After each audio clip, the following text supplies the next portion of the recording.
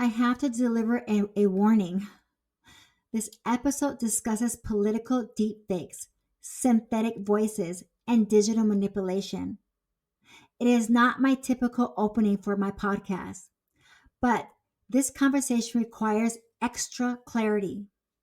I use an avatar to deliver this series, and I want you to understand the difference between responsible AI and the manipulative AI that's being used in politics today. So if you're ready, let's begin. This is the Convergence Age, the moment between fear and faith. Hello. Welcome to the Convergence Age Series, Episode 3. I am Elodia Reyna Rojas, and this is brought to you by Elodia Reyna Rojas Publishing. Before we begin, stay to the end because I'm going to teach you a political skill. This skill will protect you from misinformation, deep fakes, and manipulated media. In episode 2, I revealed something most Americans still don't understand, that the economy you're seeing on TV is not the economy real people are living. The stock market looks strong, but much of that strength is coming from automation, AI systems, and efficiency models, not human labor, not job growth, and definitely not public stability. So, episode 2, that was the wake up call. Technology is outpacing the truth people are being told. But today, we go deeper. This episode is about politics, not parties, not personalities, but the system itself and how AI is quietly rewriting the political landscape while most people have no idea what's happening. So let's talk about OAI and political AI. And I know most of you guys had no idea that AI has been here for a while. For most of its life, AI was invisible. It lived in the backgrounds, sorted data, predicted patterns, recommended things from behind the scenes.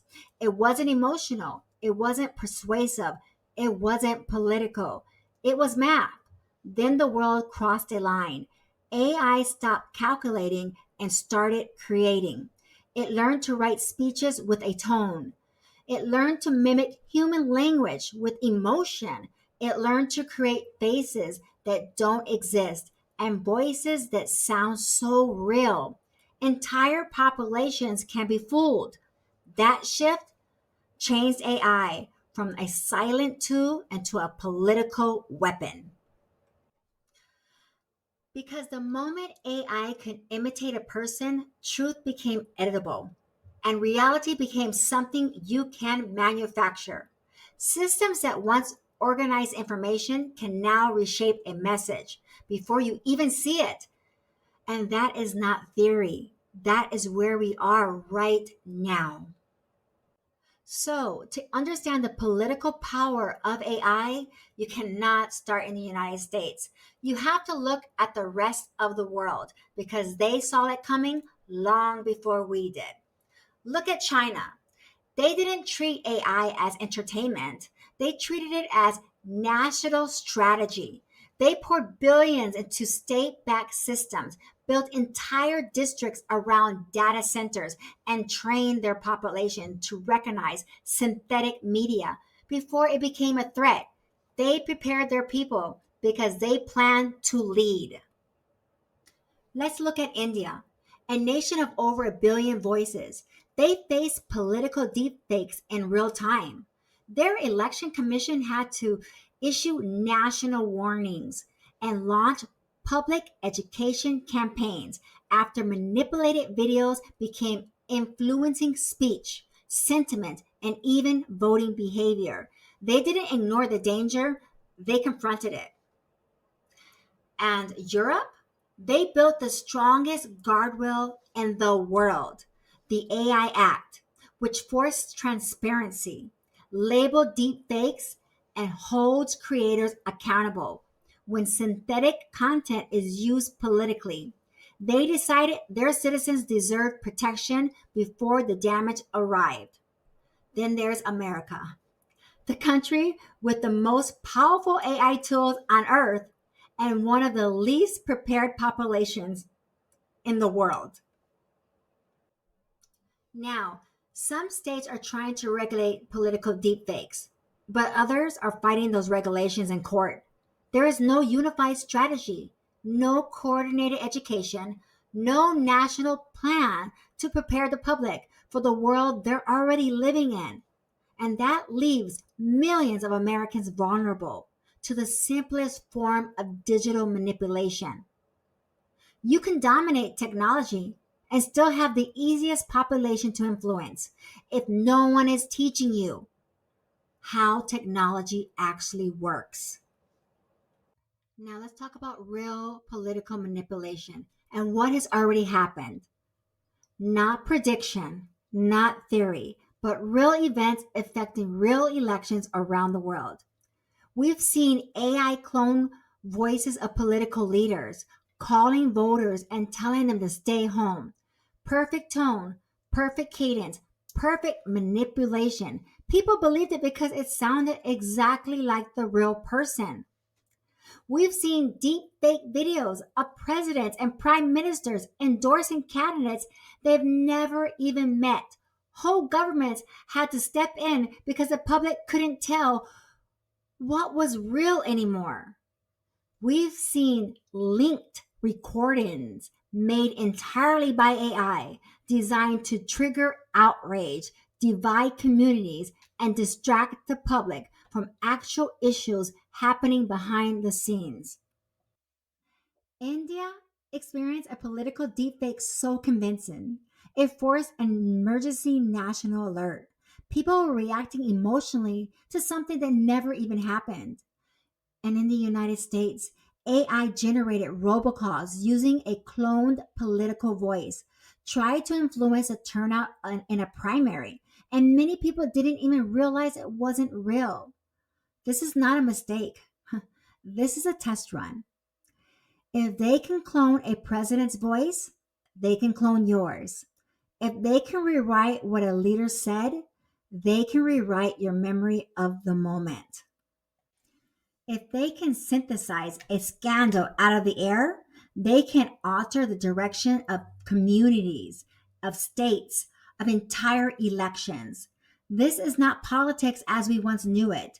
This is political engineering, and it moves faster than fact checkers, faster than the news, and faster than the public can react.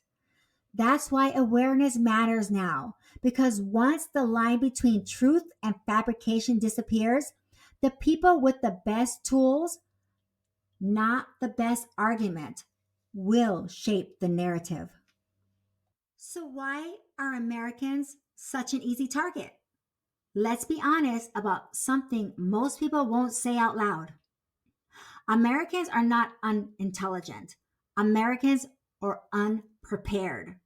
We live in a country that is over entertained, overstimulated, and flooded with nonstop content, but almost no real education about how AI works and how political manipulation is engineered. People share before they verify, people react before they think, and fear travels faster than accuracy, outrage moves faster than logic, and the algorithm feeds whatever emotion keeps people scrolling. This makes Americans the perfect target for political deepfakes, synthetic scandals, AI generated lies, and manipulated images designed to divide communities and redirect public attention. And here is the uncomfortable truth: most people don't even realize how easy their beliefs can be shaped by a single fake clip. One voice message, one manipulated video, one synthetic headline can split a town, a party, an entire country in less than 24 hours. And because people don't understand how AI gathers information, how it blends timelines, and how it can generate content from nothing, they don't notice when a story doesn't match reality anymore. When you don't understand the system becomes your teacher and your influencer. And in 2025, the system is designed to keep you confused. This isn't judgment, this is a warning. Because uneducated populations are the easiest to manipulate in the moment of a political crisis. My mission here isn't to tell you who is right and who is wrong. My mission here is to make sure you know how to recognize when something has been engineered to influence you instead of inform you. I'm not here to scare you. I'm here to prepare you. Because once you understand how AI shapes perception, you stop being an easy target. You stop reacting to every headline. You stop letting strangers online pull your emotions into battles that were never yours to begin with. You become harder to divide, harder to deceive, and harder to use. And I'm going to take my time and go slow here. In the AI era, truth is no longer something you wait to receive. It is something you learn how to verify. And that is the purpose of this episode. Not to push politics, but to protect you from the technology being used inside politics. Because awareness is armor. And once you understand how these systems work, no one, no one can weaponize your confusion against you again. And as always, I am going to give you some AI advice how to question political information correctly. Here's your AI advice for this episode, and it matters more now than ever. Most people ask AI political questions the wrong way. They ask something vague like, is it true that this politician did this?